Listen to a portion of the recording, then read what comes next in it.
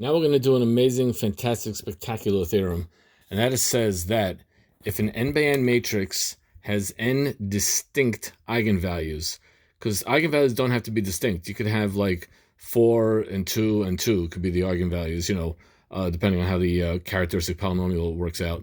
But if they are distinct, then the corresponding eigenvectors are linearly independent, and A is a diagonalizable matrix.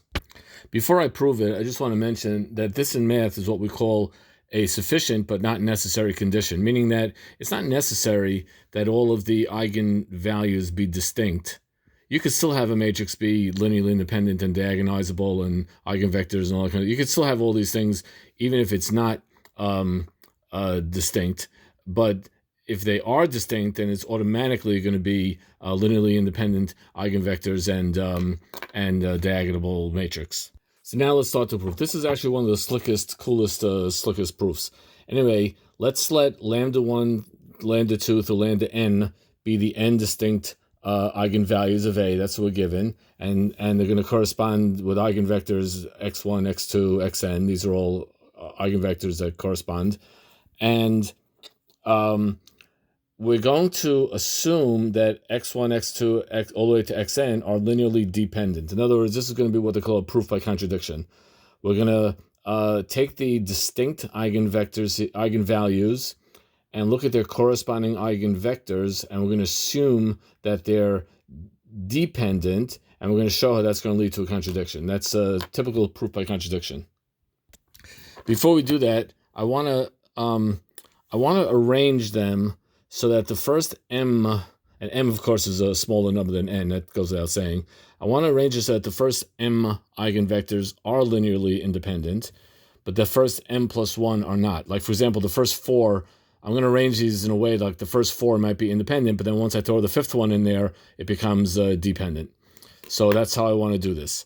Now once I do that, that means that 5th one, or that m plus 1 one, is going to be possible to be written as a linear combination of the first m, where the c's are constants, and of course not all the c's, some of the c's, but not all the c's could be 0.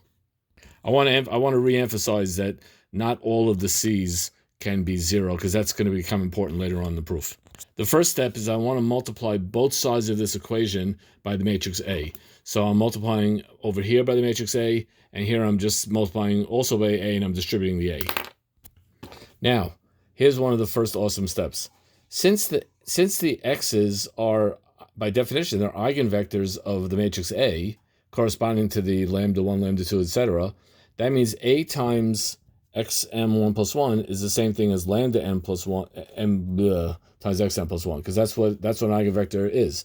And A times x1 is going to be lambda 1 x1, and A times x2 is going to be lambda 2 x2, and dot dot dot. And A times xm is going to be lambda m xm, because that's what eigenvectors mean. That's what an eigenvector is.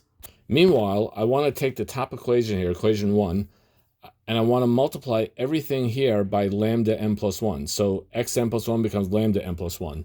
C1 x1 becomes C1 lambda m plus 1 x1. C2 x2 becomes C2 lambda m plus 1 x2. Cm xm becomes Cm lambda m plus 1 xm. In other words, I've multiplied everything on both sides of the equation by lambda m plus 1. Now, if you notice, these last two equations here, they're equal on the left side. That's lambda m plus 1 xm plus 1, lambda m plus 1 xm plus 2, which means if I subtract these two equations, I'm going to get 0. So 0 is going to be equal to C1 times lambda m plus 1 minus lambda 1, C2 times lambda m plus 1 minus lambda 2, dot dot dot, Cm times lambda m plus 1 minus lambda m. Now, since this combination of vectors, since this adds up to 0, that means each coefficient has to be 0. Now that's not always true, but it's true if the vectors here are independent, which is what we're saying. We're saying that 1 through m is independent. Therefore, the only way that they can all add up to 0 is if each and every coefficient is 0. But let's just take a look at that. in order for this to be 0, either this part is 0, which is impossible because lambda n plus 1 and lambda 1 are distinct. Remember we said distinct? That's where distinct comes in. So this cannot be 0, and the C1s, so none of these guys could be 0. So none of these lambda subtractions, because lambda n plus 1 does not equal lambda 1, it does not equal lambda 2, it does not equal lambda m, because they are distinct. That distinct part is very important.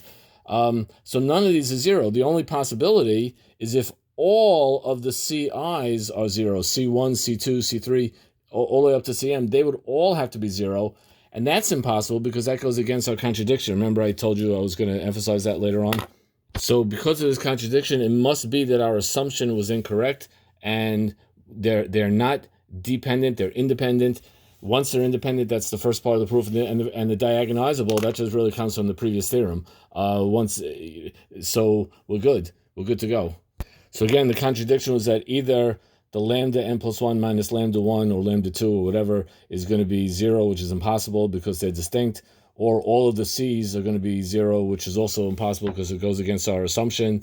Therefore, all of the eigenvectors are linearly independent, and we already proved that if they're linearly independent, that was on the previous theorem, if they're linearly independent, not on a previous video, if they're linearly independent, then if a matrix has n linearly independent eigenvectors, then the matrix A is diagonalizable. So that follows from really the previous theorem. Let me see if I can get this whole thing into one shot, and then you have it all on one page, and we are good.